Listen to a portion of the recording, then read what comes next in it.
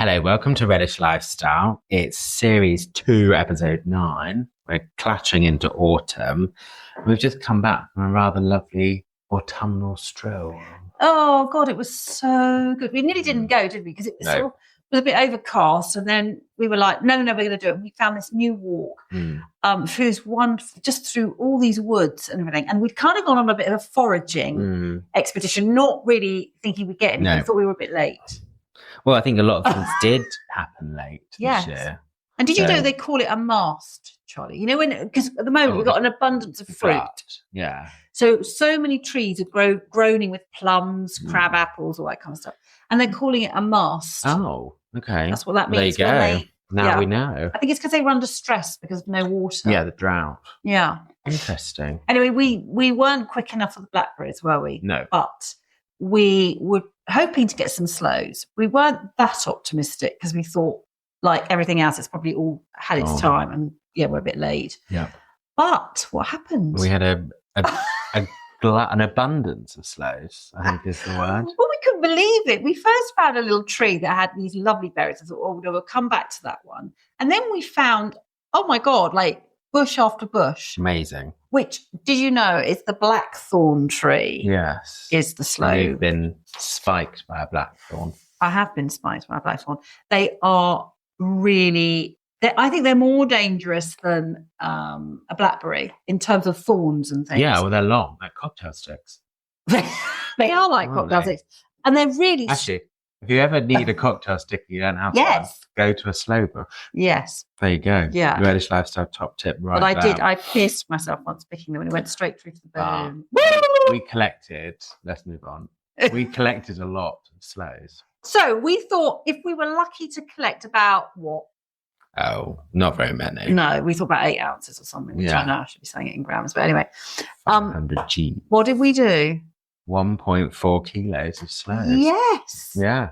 We had to reach them, but probably off about 3 or 4 really good bushes, pulling down the branches. We're a bit elephant-like. You know, they use their trunks to pull down tree trunks.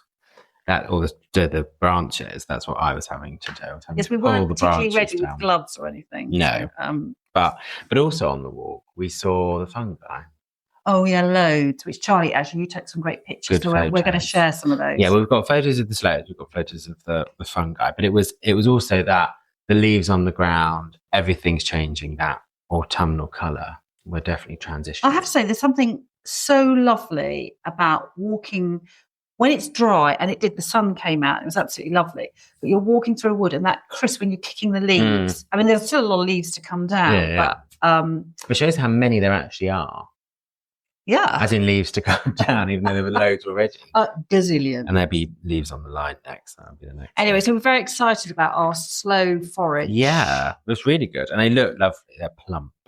And what are we going to do with them, Charlie? Well, we are doing probably the most famous, as popular thing to do with sloes, which is to make sloe gin with them. We are. So, which obviously requires, actually it's not a huge amount of effort at all. Obviously the biggest effort is finding a sloe bush or blackthorn bush and then actually collecting the sloes. But actually what you should do is obviously rinse them.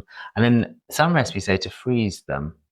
Oh, right. And then put them in. Yeah, which I don't think I've done. But I just had a quick look, and apparently some people freeze them. I don't know if it's to do with like a frost on them or whether it's a hygiene thing. I need to look into that. It might be. But I have to say, I've never frozen them before. No. Do you have to prick them? Yeah. Oh. But there's a great story. Don't wear white. Yes. Is the story. I wore a very expensive shirt once while I was pricking sloe berries. And when you're doing it, the juice, though they are highly coloured, as we know, they're the colour of plums.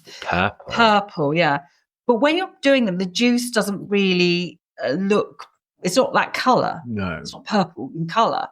But I'd managed to, though I'd put an apron on, of course, I was pricking these sloe berries and the juice had managed to sort of go up the sleeve of my shirt. And it wasn't until I'd finished and it dried that this very pale lemon shirt had... You know what you should have done?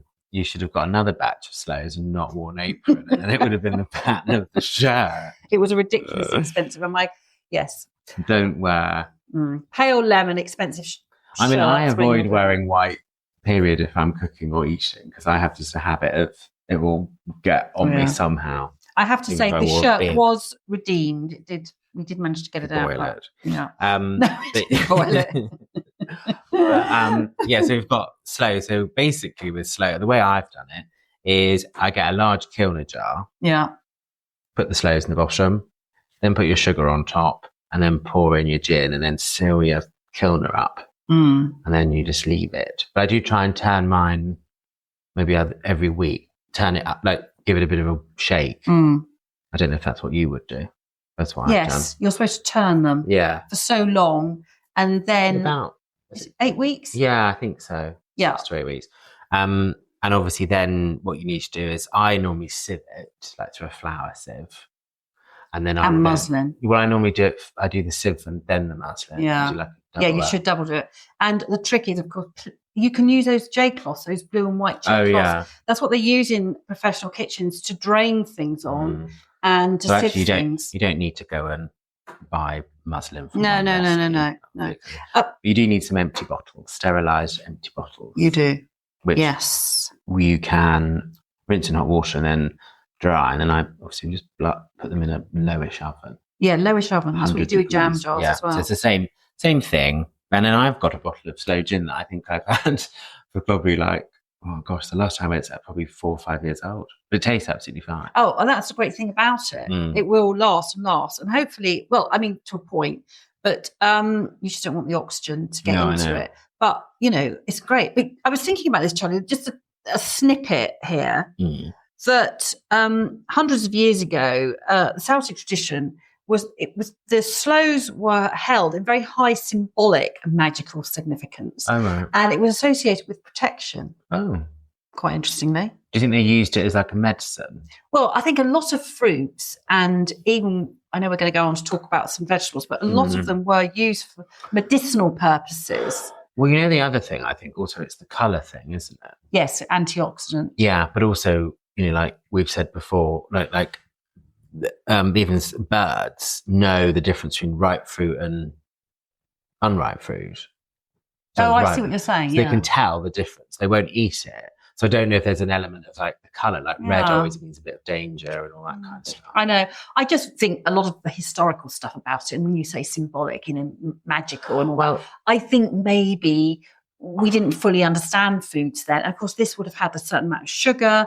They would have had medicinal properties. But what I loved about the sloes, and actually you got the right term, is that bloom that they have on them. So it looks like they've got like a dusting on them. Yeah, they do. So maybe there was something, I don't know, I can't think of other than grapes, which do bloom, but that's normally because they've gone past their best. Another fruit you'd pick that would have that kind of, almost like a kind of icing sugar dusting on them. I also think, when we were walking today, when you come across a blackthorn bush, shrub, and it's got the sloe berries on it, there aren't so many leaves, and the berries really, really stand out. And it's like so many things like, I wasn't going to say hawthorn, rose hips, and things like that. Suddenly you've almost got, the leaves have gone, but you've got these beautiful fruit. Well, it's quite a bare, it's quite a bare bush, isn't it? But it makes it look magical. Right, we'll move on quickly from that. Okay. The hawthorn is just don't get spiked on it, but the fruits are worth it. But you can obviously do other things with sloes, but that's what I was thinking we would do with them. Yeah, well, apparently you can jams, jellies, desserts, and of course sauces. Put them into sauce. But they do need a bit of sugar. Yeah, like a lot. cranberry. Yeah, they will. Yeah, but I think if we get any left over, Charlie, we thought we might try something else. Yeah, I wouldn't mind trying it with obviously we're going to touch on this later. We're actually going to do a bit of a live cooking with meat, the fruit. Yeah, really nice. To see if that sloes would be nice with things like that. I don't know. And I want to just give a shout out to sloe gin, of course. Yes, it's very nice to drink, it's a little tipple, but you can add it to lots of things. So you can add it to cocktails, and you can add it to desserts. You can stir it into ice cream, yogurt, all that kind of stuff. But I was just going to say there's one that's rather delicious. It's very autumnal, but it's Diana Henry, and you cook it. You cook plums. You basically roast them in sloe gin with orange juice, and you add some extra juniper berries. And do you know what? That with a dollop of creme fraiche or yogurt and maybe a little shortbread biscuit is absolutely delicious. The other thing I've done is actually sloe gin and champagne. It's quite nice as a cocktail. Ooh. Yeah, instead of Bucks Fizz. I know it's even boozier, but it's quite nice. Or and the a colour, riff but the colour is lovely. Well, I guess. Yeah, and the other thing I've actually done is, and this was last year, I think I did it. I've just remembered, I soaked my Christmas cake in sloe gin. I didn't use brandy or whiskey. Well, my thoughts were actually, it's a fruit cake, it's very fruity, but do you need it to be that kind of, because I think sometimes some Christmas cakes can be so like whiskey, brandy, booziness that actually the sloes kind of brought out that fruitiness. Yeah, a bit lighter. Yeah, and I think brandy or sherry in a Christmas cake. I think whiskey is, for me, it's more like a Dundee cake or something. Yeah, but there are, as we know, our biggest, what should we call her? Our biggest shining light, Delia, at Christmas. She demonstrates, I think, 6 different variations. Oh, yeah, sure. Oh, yeah, one, she soaks the fruit in a real concoction of... I want to say Caribbean, but that's not right. It's Jamaican. Something like that, yeah. Yeah, there's rum and all sorts. But yeah, so basically, it's actually very versatile, but as you said, it's very nice as a little tipple, I think. So we also thought that because we're sort of we're coming into the middle of October, and we want to really talk about root vegetables because they really come into their own this time of year now, into the winter. Yeah. So autumn, winter. And the colours of root vegetables are the colours of autumn. Yeah, absolutely stunning. So we thought we'd just do a little bit about some roots, and we picked a few. I mean, well, these are probably the main ones, actually. So we thought we'd talk a little bit about, should we start off with beetroot? Yeah. I mean, stunning colour. Let's just kick that off. So, from a gut health and all that kind of thing, your roots are really good, highly coloured, so full of antioxidants. But what I love about a lot of the roots, they can be eaten raw, cooked, fermented, pickled. I mean, sometimes, which doesn't always take very long, does it? Those, oh God, the word, you just said fermented. What's that called? It's gone up my head, the word for it. Kimchi. Yeah, that kind of stuff. Yeah. It's so good for you. Yeah.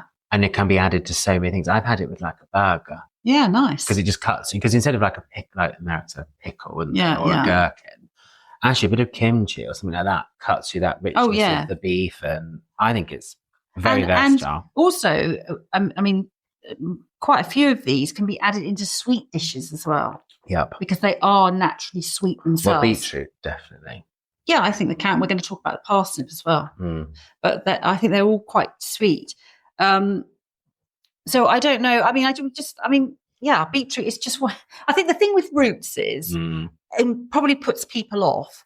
Some of them are very gnarly looking. Yeah, but I think we need a bit of prep. Yeah, don't they? But I think we need a really big push. I'm actually quite passionate about this in a way, is that vegetables and fruit cannot be perfect. No. And actually in the last probably 30, 40 years, we've been engineered to think every apple looks the same and every carrot looks the same. Well, we know as people who have grown vegetables, and I've worked in the industry, you don't get a perfectly straight carrot. You don't get a perfectly curved banana every time. No. But unfortunately, I think we need a really big push to say, actually, it's so good for you, this vegetable, but it can't be some polished version of what we want it to be. As when you go to markets in France, the tomatoes and the pepper, they're all different shapes and sizes. But you go to our supermarkets or even markets here, and they'll all be pretty much identical. There won't be a variation, but they're natural products. It's impossible to be perfect every time. Do you know what I mean? Yeah, and for me also, I think we need to get our heads around. We've lost that. The time it takes to prep vegetables is actually a time that you can use to really contemplate and think about the food that you're eating. And you're touching it. You're not just opening a packet or going to your freezer or opening a can or however you're actually getting at one with your vegetable. If that's taking a peeler and a knife, smelling it, touching it, feeling it. So you really know what you're eating. I think there's something really therapeutic about certain too, things in cooking and baking, I think. You think kneading dough, that's very therapeutic. If you obviously don't use a machine. Chopping. Yeah. I mean, you don't need any skill to chop really. Unless you're doing something complicated. But you know what I mean? If you're chopping up potato, you don't need skill to do that. Peeling a carrot. But actually, like we said, you can be doing other things. We've sat in the garden like in the summer and we're slashing and all peeling pea pods, or at Christmas you runner beans, put your crosses in the bottom of your Brussels sprouts. Oh yeah, but sure. We're all still talking. Yeah. So I think it should be a thing where it's not seen as a chore. I know, and I think people should just give it. I think it's about giving time to your food, not thinking it's got to be done in record time. No. You know, it's not just about fueling yourself. No. It's about actually enjoying what you're doing and understanding what you're doing and why it tastes the way it does, and understanding where it comes from. Yeah, I think it's amazing. But interesting fact for you: would you like to know the heaviest ever beetroot? That was great. It's in kilos, I'm afraid. Oh gosh, is it really crazy? Well, I mean, I don't. This 30. 24 kilos. Wow. Yeah. So I wonder if it was edible though. I don't know, but it would feed you for a long time. They've just done the heaviest pumpkin, haven't they? They sometimes won the Guinness Book of World Records or something. Don't ask me the size of it. I'd have to look it up. Gosh, but I think they were just doing that recently. I can't actually look it up this time because we're using a new way of recording, so I can't actually Google it quickly while we're doing this. I think what's interesting is obviously, like we said, the versatility of all these, and actually how they really can be used in lots of different ways. Yeah. Like you were saying. So just quickly, great beetroot recipe. There's lots of ways you can cook beetroot. Lots of people think they're going to boil, just peel them and boil them. That's absolutely great. I mean, I suppose a lot of people, I grew up thinking that they were just came out of a jar and they were soaked in vinegar, so I didn't really like them. But since then, of course, I've realised and learned that there's many ways that you can cook them. And one way one way I love doing them, and that is to roast them. So you wash them and just give them a bit of a scrub and then wrap them individually in a bit of foil. But before you do that, add some balsamic vinegar, some salt and pepper, and a little bit of olive oil. Okay, now you could add some herbs. You could add a bit of thyme or whatever you really fancy, and just roast them in the oven until they're soft. And then when they are cool, and I would suggest you might want to wear just some gloves, but if not, just don't wear a white or lemon. No, don't wear anything white. No. But you then cut or just gently peel off the skin. You just get rid of that, discard that, and then you can slice them, dice them. And one recipe that I've absolutely got is to slice them, drizzle them with a bit more olive oil and lemon juice, parsley, and then serve them with a dollop of Greek yogurt that's maybe had some garlic run through it. Yeah, nice. And I have to say, you don't think you're going to eat it. And even people who say they don't like beetroot will eat that. Yeah, but I think you're right. I think a lot of things, especially childhood things, stem from maybe eating very vinegary beetroot, or overcooked things. Yeah, mush. Yeah, that's not very nice. So just a quick go, Charlie, on carrots. I mean, again, seriously versatile. Heaviest ever carrot. Oh, I've done this for all of them. 10 kilos. When you think you buy a bag of carrots, it's about half a kilo or a kilo. Okay. That's a lot of carrots. Well, I'm going to just give you a bit of history on this one. So over 1,000 years ago, the carrot really was cultivated for its leaves and seeds. Again, as we were talking about medicinal purposes. Definitely. And then when it was first cultivated as more of a root, they were purple, white or yellow. And it wasn't until around the 17th century that some Dutch farmers started to play around with them a bit more and sort of, join up several of the varieties. And they got the orange. And of course, it was very much the house of orange. Which is interesting now because we obviously call them heritage carrots when you get those other when you colours, get the other ones, which are, I think, look lovely. And of course, it was a myth that in World War II, it was like eat carrots you can see in the dark. I mean, they are great for eating carrots. It's quite good when you're trying to feed a child, though. Yeah. But I think that was used on me. I think if you eat them, you can see in the dark. It was propaganda for our pilots. Well, yeah. They were so good at fighting in the dark. So the next one we've got is the parsnips, which I have to say I'm not... You're not a fan? No. I find them just a bit bitter. I think they are... Well, it's an odd thing because a parsnip is actually quite sweet. Yeah, but there's an acridness to them. Well, and that's your taste buds. I mean, they're definitely very earthy, but they date back over 2,000 years, and they were prized for their sweetness. So they were particularly used in sweet and savoury dishes. What happened to the old parsnip, Charlie, is the potato came along. Oh, and then got... So, of course, parsnips were used across Europe Yeah. I mean, probably across the globe, actually. And then the potato was introduced, and so the parsnip went into decline. But it's kind of come back a bit. Which is quite interesting, actually, isn't it? The humble potato overtook it. Yeah. Yeah. It might also be the way are they easier to grow, maybe? Possibly, yeah. Oh, I suppose you can keep a potato. Well, if you think about it, when you dig a potato, it comes in your hands. Yeah, but also I'm thinking and you can store a parsnip is potato. one plant per root. But you can probably store a potato for longer Yeah. than you could a parsnip. What I would say, though, as a quickie, is mash them, cook them in milk, and whiz them up. Make them really, really creamy. Maybe add some creme fraiche to them, garlic, lemon juice. Maybe there's a recipe with then stirring some ground almonds as well. Nice. And if you can add even things like cumin, honey, cinnamon, coriander, play around with them. They can take quite a lot of flavour. Yeah, they can. Heaviest parsnip, 8 kilos. Whoa. Yeah, very heavy parsnip. Okay, celeriac. I like celeriac. It's got that little... Yeah. Well, obviously it's got some but it's a celery. Again, we're talking about gnarly. Celeriac. Oh, really gnarly. You do feel like you waste quite a lot because then you have to cut it all away. I know. But when you go to France, obviously it's remoulade is the way of... Well, yeah, the French took that on, remoulade. So that's I do like remoulade. I think it's the Dijon mustard thing again. Yeah, I was going to say it's the mustard. I mean, sometimes it obviously is quite rich, but it's a lovely combo. You could play it down a bit. I mean, you could swap some of the creme fraiche with yogurt. Yeah. And you could mix like celeriac and carrot. Yes. If you didn't want just... Yes, another one is to mash celeriac and potato together. Oh, yeah, that's nice. Cream that's quite nice. Anyway, I think what's lovely about the celeriac is it does have that very subtle sort of celery, sweet, I think that's why I like flavour. Slightly aniseed. Yeah. There's an element. Yeah. But I think it's also, again, one of those vegetables we just don't get, really. Not abundant, though. No, and it's a shame because I think they are very versatile. Again, you can eat it raw. Remoulade, it's used raw. You can pickle it. You can ferment it. You can roast it. You can boil it. You can add it to so many things. So I was thinking, Charlie, and I fancied trying this, if you could make gnocchi out of either parsnip or celeriac. Celeriac's slightly watery. That might be another live. Instead of potato. I think you should have a go at that. Is it the water content? Well, it will be in celeriac. It's far more watery than parsnip or potato. Do you think Swede would be better? No, Swede is like celeriac. It's got water in it. Oh, no, we should try it. Parsnip.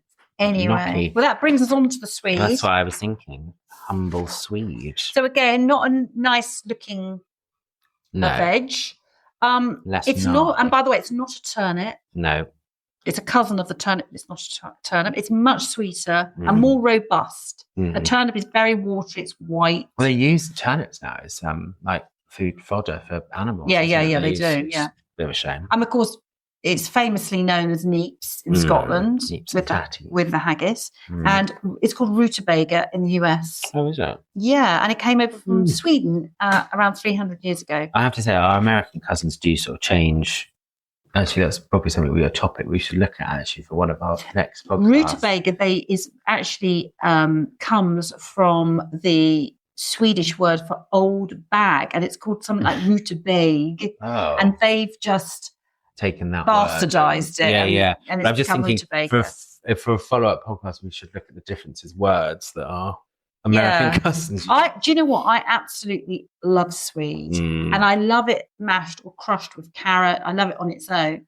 But I have to say, because we've talked about, Charlie and I were thinking about modern twists on recipes for roots particularly.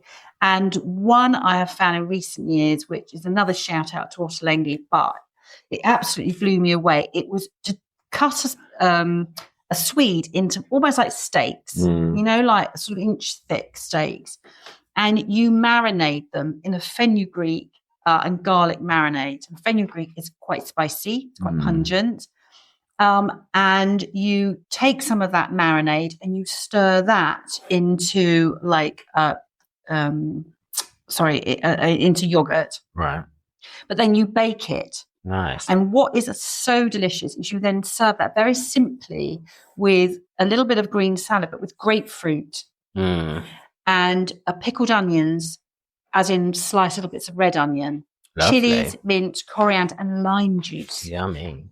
I'm not kidding you. Please look up that recipe and try it. It's delicious. No, it sounds yummy. But you can do lots of things with sweet. Anyway, do we need to start doing some cooking? Yes. So we're going to move into the kitchen now. And Charlie's going to be prepping our main meat, the main deal. And we're going to be looking at a lot of these vegetables today and prepping some of those to go with it. We're now in the kitchen and we're preparing our Sunday feast, which is what we normally do. We're both in our aprons and you're not wearing a lemon-coloured silk blouse. No, I'm not.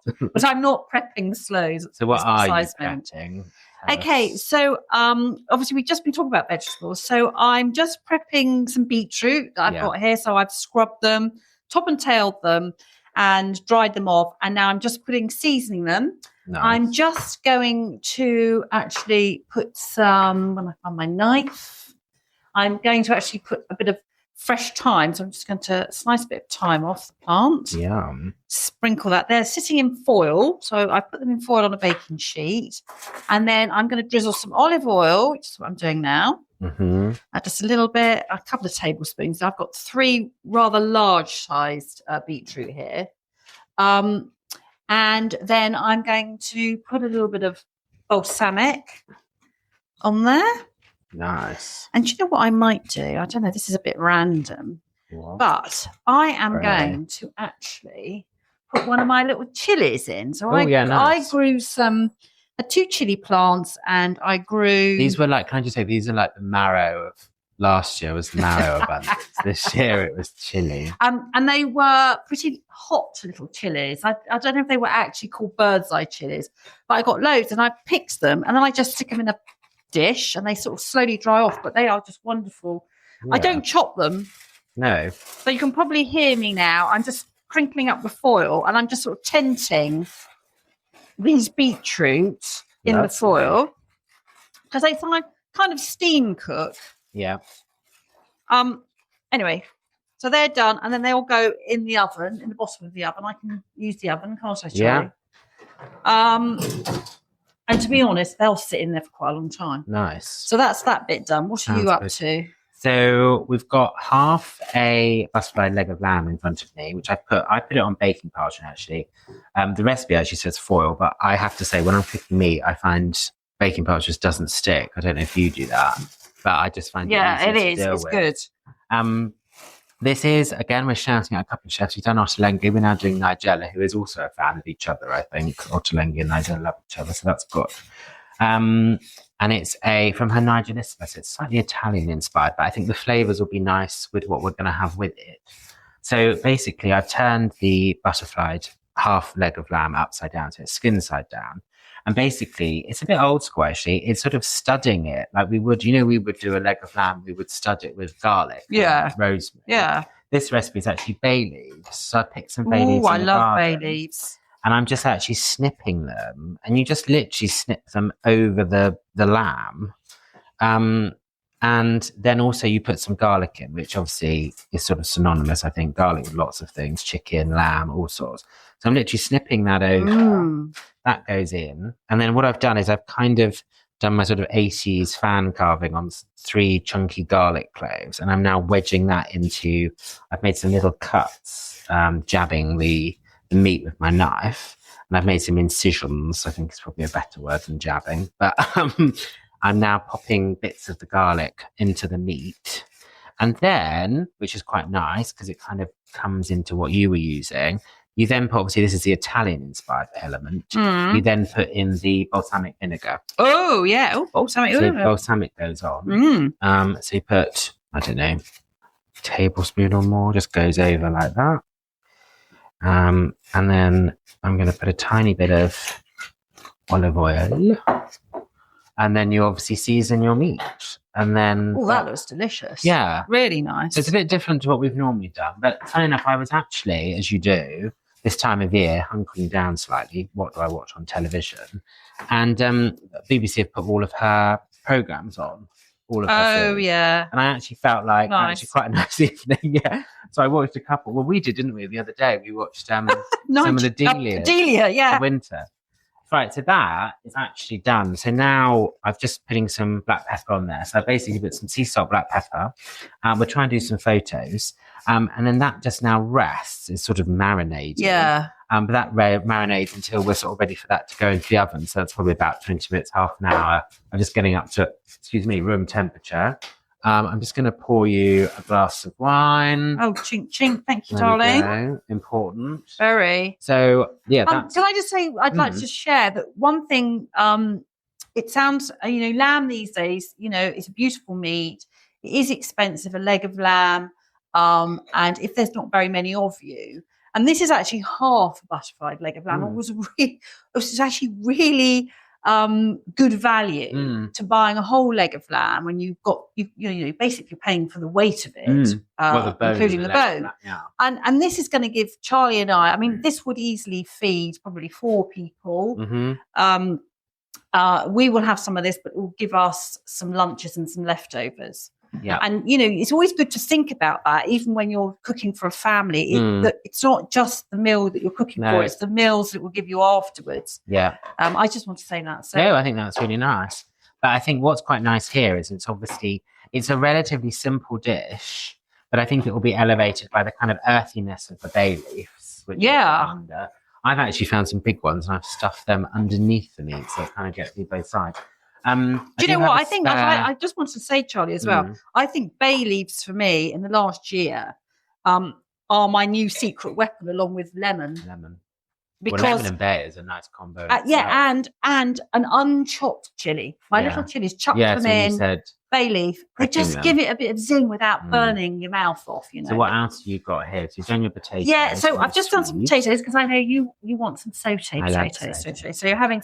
It's a textural thing for me. They're crispy, aren't they? Little tiny squares. And actually, because the lamb's quite rich, I don't know, there's something about it. I quite like the crispiness. And then obviously if we're going to have, so you're peeling some carrots now. Oh, yes. So then what we're going to have with this is some carrot, which I'm peeling.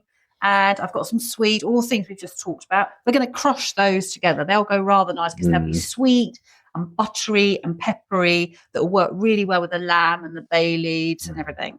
And then we've got, always have a bit of green, bit of iron, especially when you're having a rich meat. And I've got this wonderful, it's a Savoy cabbage here that I bought at the local farm shop. It's absolutely beautiful. It's dense and heavy and gorgeous. And of course, with this, you could peel the leaves and use them to you could just cook them off gently in a little bit of boiling water for like a minute, and then you could stuff them with rice or like a force meat or a mince meat or anything. But anyway, we're going to slice that, and I will probably cook that in a tiny little bit of water. There may be some. I'll tell you what goes really well with caraway seeds, or think about it. Maybe a bit of garlic, or that sounds delicious. Yeah. So no, thanks for that. We've gone through all those. We've got a lot of the vegetables that we were talking. Well, we about. probably won't eat the beetroot tonight. Can I just say that to everybody? No, but you're. But I'm cooking it off because that'll make good salads. You know what's quite nice about the lamb is what I've just thought. It's a memory. Because where were we this time? Sort of. We're a bit in further in. But we were in Grèce. We were in Grèce. In the Peloponnese, and we did a lamb kefticone. So it looked like a goat hanging in. I could have been goat or lamb. I think we were that sure, but it was delicious. So hopefully, this sort of slightly Italian-inspired meal will be equally as yummy. Oh, I'm sure. So yeah, so that's us. So it should all be sort of ready in the next. Well, actually, what's quite nice about this is it's actually quite a fast roast in terms of you don't want to overcook lamb at all. So I would say this piece of meat will probably go in the oven for sort of 25 to 35 minutes, and it will be perfectly nice and pink in there. And then obviously, fun enough, I think the potatoes will be the thing that actually, by boiling and then roasting it, will take longer than anything else. But yeah, it's so we're looking forward to it. Lots of different flavours, but again, it's starting to cool down now, so it's quite nice to get into the kitchen. And like you were saying earlier, the chopping, the peeling, it's all quite it's very just therapeutic. And therapeutic. you know, it's really lovely if you've got obviously someone to do it with. But even if you haven't, you know, you and I are very good. Even if we're on our own, you put the music on, your radio on. You just think about it as something. And we're having a little lively white rioja. Go with it. Well, we'll just sit while we're cooking. We are. This is a white rioja. It's from Aldi. It's very reasonably priced. Can't remember exactly how much it is off the top of my head, but it's a very good wine, and it's actually quite nice. I find that when I go into the winter, I do want my white wine to have a bit more heft to it. Yeah, no, definitely. Viogniers are quite good, and the old Spanish Godellos. Oh yeah, the one grape, but it's and there are some varieties which hopefully we're going to go to actually at Christmas for some of the Portuguese Castile whites. There's an area called Pegos, Pegoes. I'm saying that out loud because my pronunciation is correct. But do you remember when we were looking at vineyards to visit? That's a white grape or a white area. There was quite a lot of those Pegos, and that's quite a hefty white wine. So try some of that at Christmas. Anyway, we are going to continue with our cooking. We're going to enjoy our root vegetables, and we hope we've encouraged you a little bit to go out there and buy them as they are. Yeah, exactly. You know, don't have them with the peel on and maybe even the root on. Exactly. That's the ideal. So thank you very much for listening. Obviously, as always, you can follow us on Instagram and TikTok at Relish Lifestyle. Obviously, we'll try and post some pictures of what we've been up to today, our foraging/walking trip. Oh, yes. Obviously, pictures we will do. Of our sloe gin. I have to do it and then we have to sip the sloe gin. I was going to look out and see if I've got any from a couple of years ago. Last year. I think I've got some 4 or 5 years old. But please subscribe and follow us on Spotify and Apple Podcasts. Seems to be the most popular platforms, but we're all over the place. Please leave us a review if you enjoyed this episode. And only means for us to say, keep relishing life.